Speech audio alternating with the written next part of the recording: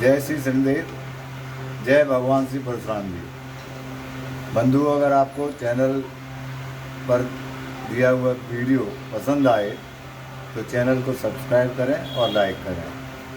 आज का विषय है विवाह में विलम्ब और तलाक क्यों।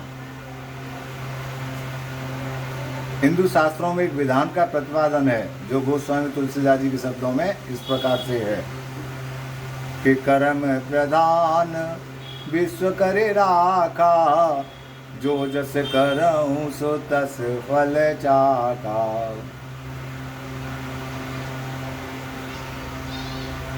इस सिद्धांत के अनुसार मानव जो भी कर्म जाने या अनजाने में जिस प्रकार करेगा उन सब का भुगतान उसी को करना पड़ेगा। इसके लिए बुरे कर्म करने से पहले अपने मन को अच्छी प्रकार समझा लें कि इन कर्मों का भुगतान मुझे ही करना पड़ेगा। इस तथ्य के अनुसार कर्मों के भुगतान का कार्य भार नवग्रहों को सौंपा गया है। अति निंदनीय क्रूर कर्मों का भुगतान शनि, राहु, मंगल कराते हैं। पूर्व जन्म के कर्मों का विवरण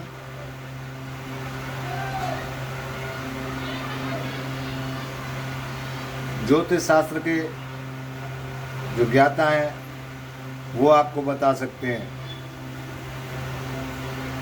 कुंडली में यदि सप्तम भाव में शनि, राहु, मंगल होंगे या सप्तमेश पर इनकी दृष्टि होगी या लग्न में सूर्य सप्तम भाव में शनि और साथ में राहु बैठा हो तथा शुभ ग्रहों की दृष्टि इन पर ना हो तो जातक ये अच्छी तरह समझ लें कि उसको गृहस्थ का पूर्ण सुख प्राप्त नहीं होगा और पति पत्नी में विवाद निश्चित ही होगा।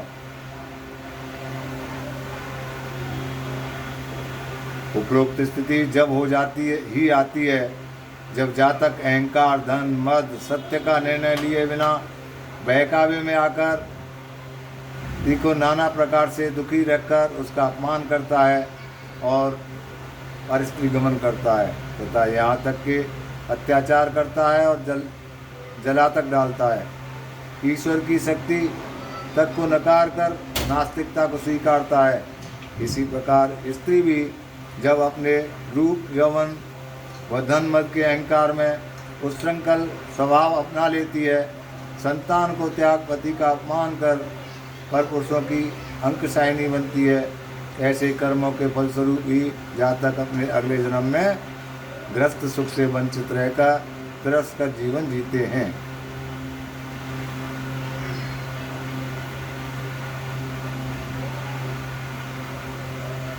स्त्रियों में भी भारी दोष है। जो स्त्रियां अपने रूप, यौवन तथा धन से मदान्ध होकर उच्छृंखल स्वभाव की हो जाती हैं, अपने सामने किसी को नहीं मानती तथा निंदनीय एवं कर्म करने में जो उसको भय नहीं होता है अपनी मनमानी करती हैं। पति उनके समक्ष मशक यानी मच्छर के समान होता है। अपने माँ बाप या अन्य किसी के बहकावे में पुरुषों पर जबरदस्ती आरोप लगाकर घर नहीं बसाती।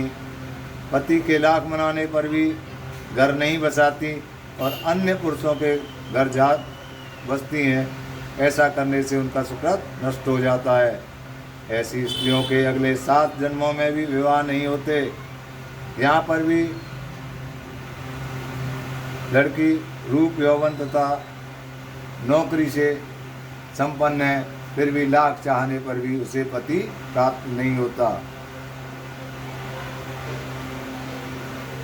कर्मों का भुगतान कराने के लिए अगले जन्मों में पाप ग्रह शनि, राहु, मंगल जातक के सप्तम भाव में आ बैठते हैं या लग्न में सूर्य सप्तम भाव में शनि या सप्तमेश पर इन तीनों की दृष्टि होती है। ये गर्म ग्रह हैं। शनि अंधकार का स्वामी है, जिधर इसकी दृष्टि जाती है उधर का अंधकार कर देता है। सप्तम में बैठकर लग्न को देखता है। पत्नी के स्वभाव को इतना गर्म कर देगा कि पत्नी को लड़ाई के सिवाय कुछ सूझेगा ही नहीं। 7वीं दृष्टि से लग्न को देखेगा। शनि की दृष्टि के फलस्वरूप जातक अपनी स्त्री को देखेगा परंतु उसकी सुंदरता पर मोहित नहीं होगा और लड़ाई शुरू कर देगा, क्योंकि शनि दोनों के मस्तिष्क को गर्म कर देता है। दोनों विद्वान होते हुए भी एक दूसरे के प्रति इतने असभ्य शब्दों का प्रयोग करते हैं कि जनसाधारण भी ऐसे शब्दों का प्रयोग नहीं करता। शनि के प्रभाव से उनकी विद्वता मारी जाती है और यह सच है कि पत्नी जैसा सुख कहीं नहीं है। माँ बाप का सुख व प्रेम 20 वर्ष तक चलता है।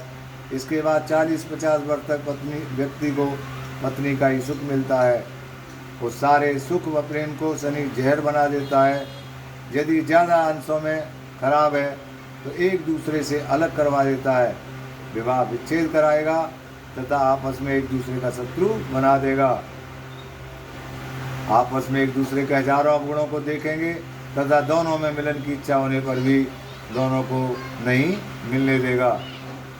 विषय होते हुए भी विषय को न भोगना, उसके प्रति चिंतातुर होना, यही उसका प्रायश्चित है। यह पूर्व जन्म के किए कर्मों का दोष है, शनि का नहीं। राहु भी सप्तम में शनि से ज़्यादा काम खराब करता है। राहु पति या पत्नी के मस्तिष्क में ऐसा पागलपन भर देता है कि आपस में द्वंद्व युद्ध हो जाता है तथा वह दोनों ही भूल जाते हैं कि हम पति पत्नी हैं। राहु गर्म ग्रह है, युद्ध कराने के बाद अपार चिंताएं देता है।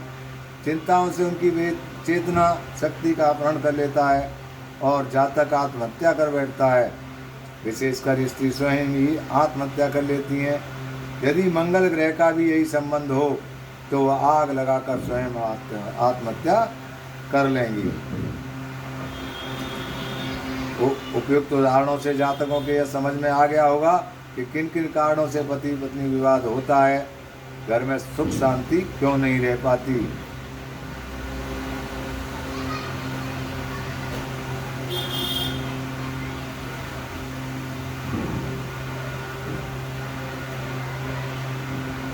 बड़े विद्वानों के घर में, उच्च स्तरीय अधिकारियों के घर में तथा महान धनिकों के घर में पति पत्नी के आपस में वैमनस्यता देखी गई है। बड़े बड़े पदाधिकारी जो हजारों आदमियों पर शासन करते हैं परंतु अपनी धर्मपत्नी पर शासन नहीं कर पाते, कारण कि ग्रहों का प्रभाव इतना अधिक होता है कि घरवाली पति देव पर शासन करने लग जाती है तथा पति की एक भी नहीं चल पाती तथा आपस में झगड़ा हो जाता है और काफ़ी दिनों आपस में वार्तालाप तक नहीं होती। ऐसे जातक अच्छी तरह से समझ लें, ग्रह बहुत बलवान होते हैं। यह बगैर उपासना दान पुण्यादि के बिना अपना प्रभाव नहीं हटाते तथा निरंतर व्यक्ति को प्रताड़ित किए रहते हैं।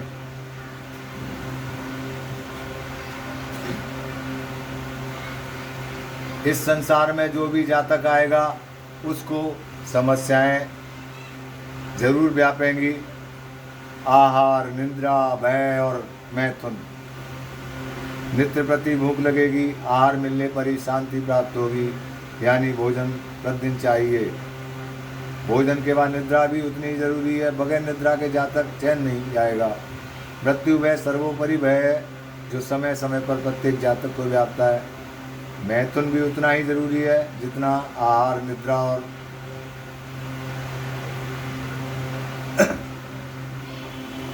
वर कन्या के माँ बाप कपड़े, रोटी, मकान की भूख मिटा सकते हैं परंतु मैथुन की भूख नहीं मिटा सकते, क्योंकि बुढ़ापे तक माँ बाप की मैथुन की भूख नहीं मिटती।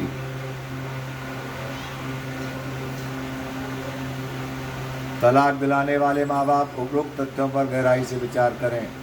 तलाक न दिलवाकर बच्चों की गृह स्थिति को जब कर या करवा करके शांत कराएं या स्वयं करें।